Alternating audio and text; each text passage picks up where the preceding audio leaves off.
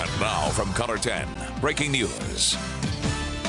Terrifying moments on Table Rock Lake as 11 people lost their lives when a duck boat sank in rough waters yesterday evening. The Stone County Sheriff confirms to us that children are among the dead. And this morning, the desperate search continues as several are still missing. We're bringing you live team coverage right now on Daybreak. Good morning and thanks for joining us. It's Friday, July 20th. I'm Lauren Barnes. Both my co-anchor Joe Morano as well as reporter Daniel Shedd are live on the scene near where this tragic accident and breaking news happened last night. And meteorologist Elisa Raffa will also break down how the weather played a role in all of this. We'll check in with each of them in just a few minutes. But first, we do have some brand new information this morning. The National Transportation Safety Board is now investigating what happened on Table Rock Lake. You can see here the board took to Twitter. The NTSB is requesting any video or photos people may have taken of the sinking. The board is requesting that you send those via email to witness@ntsb.gov. And now we want to get to that team coverage we promised you this morning. Joe is live at the Table Rock Dam. Joe, we know that search crews stopped operations around 11:30 last night, just before midnight. You're not seeing them yet again this morning, are you?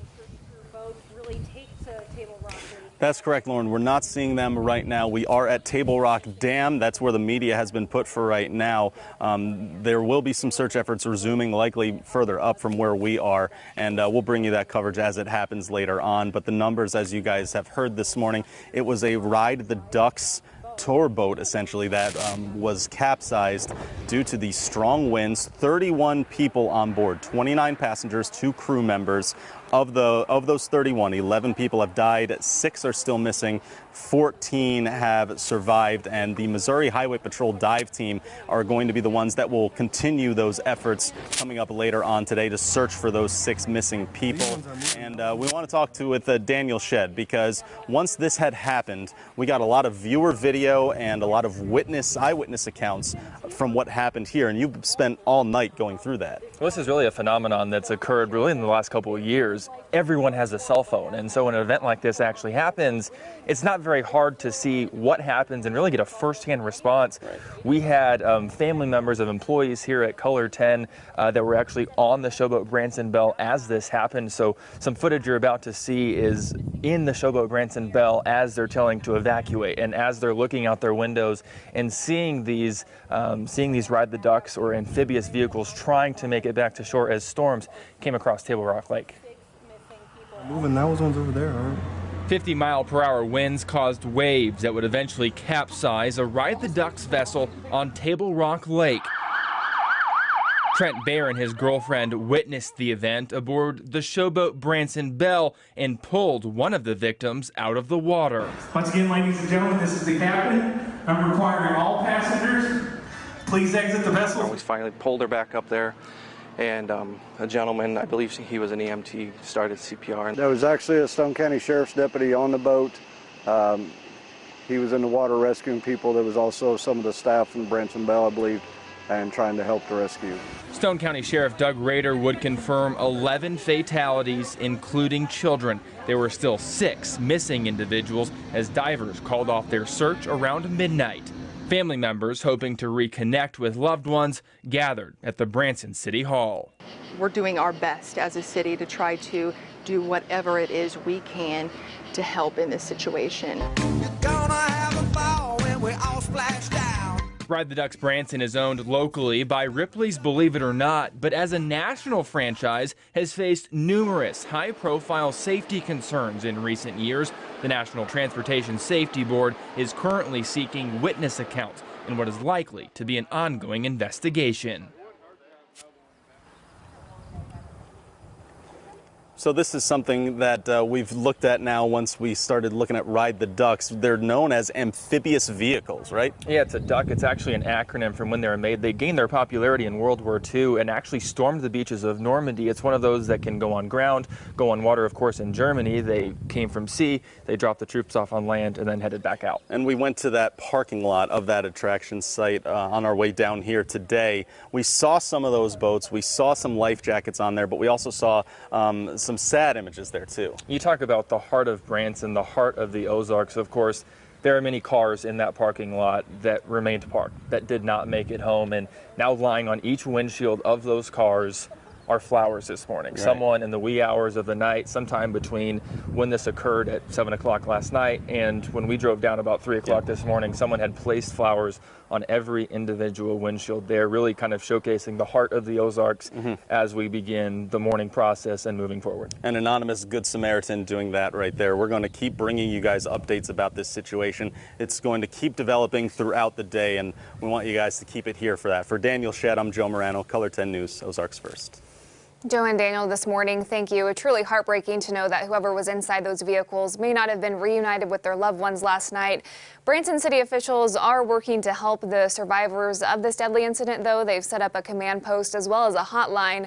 Branson City Hall is open to anyone who's been affected by this tragedy, and Red Cross volunteers as well as chaplains will be available. There's also a number that concerned family members can call. You see there right on your screen. It's 417-337-8515. And Branson officials also say that even though they are not involved in this investigation, they do want to help in any way possible.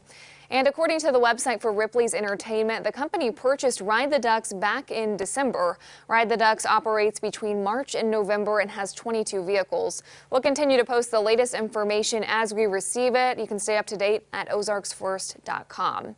Continuing our team coverage this morning, take a look at this video here. You can see these strong winds are just tearing apart trees right here and pounding this dock right on Table Rock Lake. We wanted to bring in Elisa now to look at how the storm moved in and it really impacted these waters yesterday. I mean, look at those waves. That tells the story. We had these very strong winds kind of roughing around that water, kicking it around, and that's where we saw the boat having some issues there. We have the site of the capsizing here on this map, of course, Table Rock Lake, just to the south and west of Branson, and we've captured the radar image of what it looked like yesterday at the time of the capsizing, and you could see, of course, the very heavy rain in the yellows and the reds. You could see all of the lightning, but what I want you to focus on is look at this little green line ahead of all of the heavy rain, right? That's the gust front. That's where those very gusty winds were packing a punch and just coming through. And you could see it on the radial velocity. This shows wind speeds as radar detected. You can see all the pinks and oranges in there. That's clocking in 40 to 50 to 60 mile per hour winds clocking in from that radar. So again, some of the peak gusts, not just in Branson, but around the area, 74 miles per hour clocked in at Springfield, 54 in Battlefield, Branson West, 52 miles per hour, and the Branson Airport at 63 miles per hour. Wind reports widespread across the area, up from Kansas, coming through the Springfield metro, and then eventually even making it down to Arkansas there. Around that Branson area in Hollister, roof damage to a building at the time of those winds. In Springfield, of course, we've had a lot of trees down. This very large tree snapped near the metro. Look at some of these pictures. This tree came down on top of power lines, power out in part of the Roundtree area of Springfield. This from our producer, Mike Pitts. You could see the roof of this building in the downtown Springfield metro kind of peeled away like a can. And then we've got this shelf cloud spotted on the north side of Springfield. And we've got this really cool, from a weather perspective, video, this time-lapse video of this shelf cloud. You can see that's the leading edge, right? Remember I was talking about that gust front? That's the leading edge where we've got those very gusty winds. And these pictures of these shelf clouds did look very impressive from a weather perspective yesterday. All right, Elisa, thank you. We also want to mention that City Utilities says that widespread storm damage actually prompted it to work under emergency operation status. We're taking a look right now at the outage website, and I'm going to read a little bit of an email here that we have from the City Utilities media person, Joel Alexander, as of just about 15 minutes ago. He says crews have worked through the night to restore power for much of what went out last night.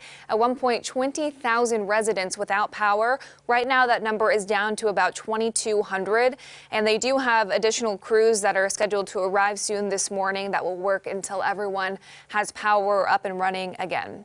You can check out our photo gallery of storm damage across the Ozarks at ozarksfirst.com. It's almost 10 past the hour as we take a live look outside right now. Elisa is back in the weather lab with your full forecast and what to expect this weekend.